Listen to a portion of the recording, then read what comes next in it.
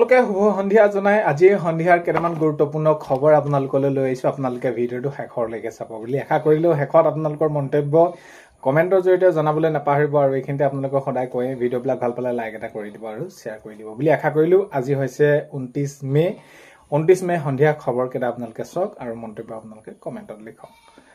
প্ৰথমটো খবৰ যদি আমি চাওঁ, বৰপেটা ৰোডত আৰক্ষীয়ে উদণ্ড বাইক চালকক দিলে শিক্ষা। তো এতিয়া দিনক দিনে এনেকুৱা ধৰণৰ হৈ পৰিছে। এতিয়া হয়, আমি যিহেতু অত্যাধুনিক দিশে আগবাঢ়ি গৈ আছোঁ যিকোনো কামতে, আমি এতিয়া ধৰি লওক আগৰ টকা পইচা লেনদেন হওক বা আমি যাতায়াতৰ ব্যৱস্থাটো যদি চাওঁ, আগতকৈ কিমান বহুত বেছি উন্নত হৈছে। কিন্তু এই ধৰণৰ যিখিনি উন্নত হৈ গৈছে, কেতিয়াবা আমাৰ সাধাৰণ লোকৰ মাজত কিন্তু বৰ বেয়াকৈ প্ৰভাৱ এটা পেলায়। এই এনেধৰণে এতিয়া যিসকল উদণ্ড এতিয়া বাইক চালক, তো তেওঁলোকে টাউনৰ মাজেৰে ৰাস্তাৰ মাজেৰে যেনেদৰে গতি কৰিব, আপোনাৰ মানে চকু কপালত উঠিব।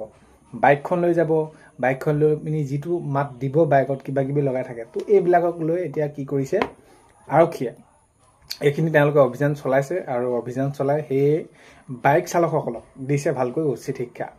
তো এনেকুৱা ধৰণৰ খবৰবিলাক আহি থাকে। নেক্সটটো খবৰ যদি আমি চাওঁ, তেনেহ'লে মাননীয় মুখ্যমন্ত্ৰী মহোদয় কেনেকৈ গম পায়? মাননীয় মুখ্যমন্ত্ৰী মহোদয়ে কংগ্ৰেছৰ ভিতৰৰ কথাখিনি কেনেকৈ গম পায়? এইটো এটা ডাঙৰ প্ৰশ্নবোধক। যিহেতু এইটো কথা কয়, তেওঁলোকে যিয়ে আলোচনা নকৰে, পিছত যদি মাননীয় মুখ্যমন্ত্ৰী মহোদয়ে কয় এইটো সেইদিনাখনি এইকেইটাহে আলোচনা হৈছিলে, তো এনেকুৱা ধৰণৰ কিছুমান উত্থাপন কৰি থাকে। তো এতিয়া কংগ্ৰেছৰ নতুন গুপ্তচৰ কোন? মুখ্যমন্ত্ৰী মহোদয়ক যেন খবৰ দি থাকে। তো তাক লৈ এটা বহুত বেছি তেওঁলোকৰ মাজত এটা ডাঙৰ চিন্তা হৈ পৰিছে। তেওঁলোকে সেইখিনি চিন্তা কৰিছে, কাৰণ কেলৈ তেওঁলোকে যিখিনি ভিতৰুৱা কথা উল্লেখ কৰে, ভিতৰুৱা কথা যিখিনি তেওঁলোকে পাতে, তো এইখিনিৰ মাজত এতিয়া কোন গুপ্তচৰ, এইখিনিক লৈ তেওঁলোকৰ ডাঙৰ এটা প্ৰশ্নবোধ হৈ পৰিছে আৰু এতিয়া চিনাক্ত কৰিবলৈ তেওঁলোকৰ অলপমান অসুবিধা হৈ পৰিছে। তো ইয়াক লৈ বহুতখিনি মন্তব্য কৰা দেখা গৈছে বিভিন্নজনে। এতিয়া নেক্সটটো খবৰ যদি চাওঁ, শিৱসাগৰ ASTC বাছ আস্থানৰ সন্মুখত AT ৰোডত উত্তপ্ত পৰিস্থিতি। তো শিৱসাগৰ বাছ আস্থানত এনেকুৱা ধৰণৰ হৈ পৰিছে বাছ চলাচল কৰাক লৈ। তো এই বাছ চলাচল কৰাক লৈ উত্তপ্ত এটা পৰিস্থিতি হোৱা দেখা গৈছে। আৰু যিহেতু আমি সকলো খিলঞ্জীয়া লোকসকলে কাম কৰি আছোঁ, কাম কৰে, ব্যৱসায়ৰ বাবে সেইখিনি আগবাঢ়ি আহে, তো নিজৰ মাজত অলপ বুজাবুজিতা থাকিব লাগে। আৰু সঘনাই যদি এনেকুৱা ধৰণৰ এটা উত্তপ্ত পৰিস্থিতি হয়, আমাৰ নিজৰ কাৰণে বেয়া। বাৰু যি কি নহওক, সকলোখিনি মীমাংসাৰ জৰিয়তে হ'ব লাগে। নেক্সটটো খবৰ হৈছে সোণাপুৰৰ তেতেলীয়াত ভয়ংকৰ দুৰ্ঘটনা, 4 জন নিহত। সেয়াই মই আপোনালোকক যদি কৈছোঁ যে এই যি আমি উন্নতৰ দিশে গৈ আছোঁ, তো সেয়া লাগে আমি যিকোনো এটা দিশতে চাওঁ, সেয়া লাগে যাতায়াততে হওক বা আমি বাৰ্তা দিয়াৰ ক্ষেত্ৰতে হওক, যিকোনোতে এতিয়া আমি উন্নতৰ দিশে আগবাঢ়ি গৈ আছোঁ। হয়, এই যে এতিয়া যিটো ভয়ংকৰ দুৰ্ঘটনা হ'ল, তাতে 4 জন লোক নিহত হ'ল, তো তেওঁলোকৰ পৰিয়ালৰ অৱস্থাটো কি হ'ব? আচলতে প্ৰকৃততে কি, আমি যিমানেই অত্যাধুনিকভাৱে আগবাঢ়ি গৈছোঁ, কিন্তু আমি তাৰ কি কৰি নলওঁ, আমি সুৰক্ষাটো কিদৰে ল'ব লাগে বা সুৰক্ষা কিদৰে ল'লে আমি আমাৰ নিজৰ ছেফটি সেইটো হ'ব, আমি সেইখিনি চিন্তা নকৰোঁ। এতিয়া দুৰ্ঘটনাবিলাক বহুত বেছি হ'বলৈ ধৰিছে। গাড়ী বহুত বেছি হৈছে, যাতায়াত কৰিবলৈ সুবিধা হৈছে, কিন্তু এই যে হঠাতে মৃত্যু কাৰ কেতিয়া কোন সময়ত হয় একো গম নোপোৱা নিচিনা হৈ পৰিছে। তো বাইকখন লৈ গৈছে, হেলমেট পৰিধান নকৰে, বা আপুনি চাইকেল চলাই গৈছে, আপুনি একেবাৰে ৰাস্তা কাষে গৈছে, কোনোবা বাইকে মহতিয়াই দিছে, গাড়ীয়ে মহতিয়াই দিছে, তো এনেকুৱা ধৰণৰ কথাবিলাক। তো এইবাবে আমি কি হ'ব লাগিব, নিজে সাৱধান হ'ব লাগিব। আৰু কোনোৱে লোকে দুৰ্ঘটনা কৰোঁ বুলি নকৰে, কিন্তু তথাপিতো আমি অলপমান সাৱধান হোৱাটো ভাল। নেক্সটটো খবৰ যদি আমি চাওঁ, ৰঙানদী সমষ্টিত উষ্ম আদৰণি ঋষিৰাজ হাজৰিকা। তেতিয়া বিধায়ক হিচাপে শপত লোৱাৰ পাছত যিহেতু গৃহ সমষ্টিত তেওঁ উপস্থিত হৈছে আৰু সমষ্টিবাসী হৈ যিখিনি কাম কৰাৰ তেওঁ প্ৰতিশ্ৰুতি দিছে বা ৰাইজৰ হৈ যিখিনি কাম কৰিব সেইখিনি তেওঁ কৈছে। এতিয়া কথাটো হ'ল কি, ৰঙানদী সমষ্টিত তেওঁ নেকি যেতিয়া আজি উপস্থিত হ'ল, তেওঁক উষ্ম আদৰণি জনাইছে ঋষিৰাজ হাজৰিকাক। আৰু সেইটো সকলো লোকৰে দায়িত্ব বা কৰ্তব্য, কাৰণ কেলৈ এজন জনপ্ৰতিনিধিক তেওঁলোকে নিৰ্বাচিত কৰি দিছে বিধানসভালৈ, তেওঁ যদি উপস্থিত হয় আৰু সেইখিনি তেওঁলোকক যি আদৰণি জনোৱাটো সকলোৰে কৰ্তব্য। আৰু এতিয়া আগন্তুক সময়ত যাতে তেওঁলোকে সমষ্টি হৈ কাম কৰে, সেইটোৱে সকলোৱে বিচাৰি আছে। নেক্সটটো হৈছে অৰুণাচল সীমান্তৰ ফানেং কেনিয়াত বিৰাজ কৰে চেপা উত্তেজনা, তিনিচুকীয়াত। তো এই মাটি কেন্দ্ৰক লৈ ভূমি সংঘাত, তো এইবিলাক হৈয়ে থাকে। তো এতিয়া বিশেষকৈ আমি যদি চাওঁ, এই ধৰণৰ সমস্যাবিলাক সমাধানো একেবাৰে স্থায়ীকৈ হোৱাটো হ'ব লাগে।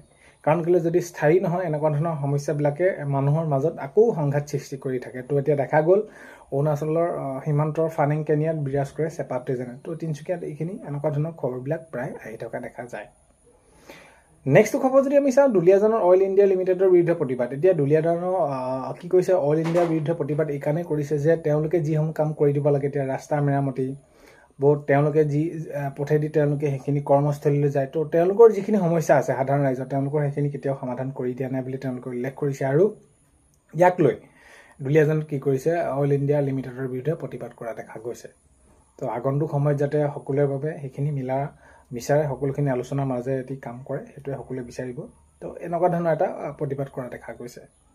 নেক্সট খবৰ যদি চাওঁ, প্ৰকৃতি ধ্বংসৰ বিৰুদ্ধে মৰণত অভিনৱ প্ৰতিবাদ। তো এতিয়া আমি কি কৰিছোঁ, দিনে দিনে গছ গছনি কাটিছোঁ, কিছুমান যিসমূহ প্ৰাকৃতিক সম্পদ আছে সেইখিনি আমি নাইকিয়া কৰিছোঁ নিজৰ সুবিধাৰ বাবে। কিন্তু এই যে আমি কাটিছোঁ কিবা এটা কাৰণত, তো কিন্তু আমি যে তাৰ বিনিময়ত কি কাম কৰিছোঁ সেইটো আমি চাব লাগিব। আৰু যিটো বিনিময়ত আমি কামটো কৰিছোঁ সেই গছজোপা থকা হ'লে বা প্ৰকৃতি সেই ঠাইত যি যেনেদৰে আছে তেনেকৈ থাকিলে আমাৰ বাবে সুবিধা হ'ল হয়নে, বা এনেদৰে এতিয়া আমি যিখিনি কাম কৰিম সেইটো কামে আমাৰ বাবে বেছি সুবিধা হ'বনে, সেইখিনি চোৱাৰ আমি দৰকাৰ আছে। আৰু যদি আমি কিবা কাৰণত বৃক্ষ কাটিব লগা হৈছে তেনেহ'লে এজোপা কাটিব লগা হ'লে 10জোপা আমি ৰোৱাৰো আমাৰ সেইটো কৰ্তব্য বা দায়িত্ব। নেক্সট খবৰ যদি চাওঁ, দাম বৃদ্ধিয়ে জুৰুলা কৰিছে সাধাৰণ জনতাক। এটা মূল্য বৃদ্ধিয়ে কি কৰিছে, জুৰুলা কৰি পেলাইছে সাধাৰণ লোকসকলক। তো প্ৰত্যেকটো ক্ষেত্ৰতে অত্যাৱশ্যকীয় সামগ্ৰী, ৰন্ধন গেছ, পেট্ৰল ডিজেল, তো এইবিলাকে জুৰুলা কৰিছে ৰাইজক। নেক্সট খবৰ হৈছে, মেৰাপানী নিগিৰি বিলত আকৌ উচ্ছেদ চলিব 59 ঘৰ। তো এতিয়া বহুতো অবৈধভাৱে তেওঁলোক আছে আৰু তেওঁলোকক সেইখিনি জনোৱা হৈছে। আৰু এতিয়া উচ্ছেদৰ প্ৰসংগটো যেতিয়া নেকি আহে আপোনালোকে গমে পায়, মুখ্যমন্ত্ৰী মহোদয়ে জনাইছে যে অবৈধভাৱে যেতিয়ালৈকে এই 1 NGO মাটি থাকিব, তো সেইখিনি আমি অবৈধভাৱে থকাসকলক উচ্ছেদ নকৰালৈকে আমি কি কৰি থাকিম, আমাৰ উচ্ছেদ প্ৰক্ৰিয়া চলি থাকিব, আমি কাকো ৰেহাই নিদিওঁ বুলি এইখিনি মাননীয় মুখ্যমন্ত্ৰী মহোদয়ে জনাইছে। নেক্সট খবৰ যদি চাওঁ, জুনৰ পহিলা সপ্তাহত মন্ত্ৰীসভাৰ সম্প্ৰসাৰণ। এইখিনি ক্ষেত্ৰত মাননীয় মুখ্যমন্ত্ৰী মহোদয়ে জনাইছে যে জুনৰ প্ৰথম সপ্তাহতে সম্প্ৰসাৰণ হ'ব মন্ত্ৰীসভা। নেক্সট খবৰ হৈছে, উৰিয়ামঘাটৰ ৰজাপুখুৰীলৈ ডিষ্ট্ৰিক্ট আহিছে পথাচাৰী। তো এতিয়া উৰিয়ামঘাটৰ যি ৰজাপুখুৰীয়ে ডিষ্ট্ৰিক্ট আহিছে পথাচাৰী মানে কি, কৃষ্ণচূড়া, ৰাধাচূড়া, আমি এই যি প্ৰকৃতিৰ যিটো সৌন্দৰ্য, আমি মানুহে কেতিয়াও আৰ্টিফিচিয়েল বা আমি মানুহে যিটো কাম কৰোঁ কেতিয়াও প্ৰকৃতি আমি সেইখিনি কি কৰিব নোৱাৰোঁ, তুলনা কৰিব নোৱাৰোঁ। প্ৰকৃতিয়ে যিটো দিয়ে সেইটো সঁচাকৈ বহুত বেছি সৌন্দৰ্য।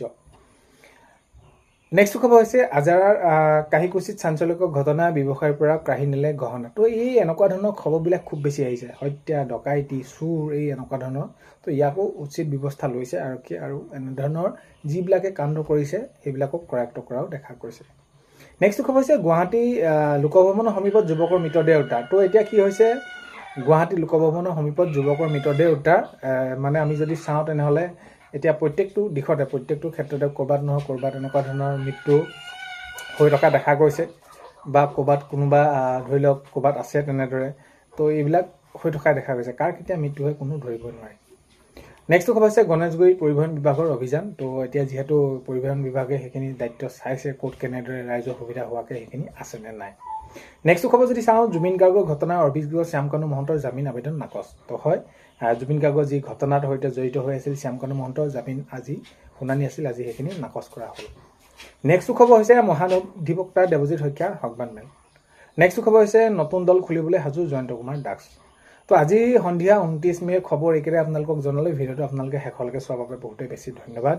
নতুনকৈ চেনেলটোলৈ আহিছে যদি আপোনালোকে ছাবস্ক্ৰাইব কৰি ৰাখিব। আজি আপোনালোকে ভিডিঅ'টো শেষলৈকে চোৱাৰ বাবে আকৌ এবাৰ ধন্যবাদ। আজিলৈ মানে অন্য এটা ভিডিঅ'তে লগ পোৱা পায়।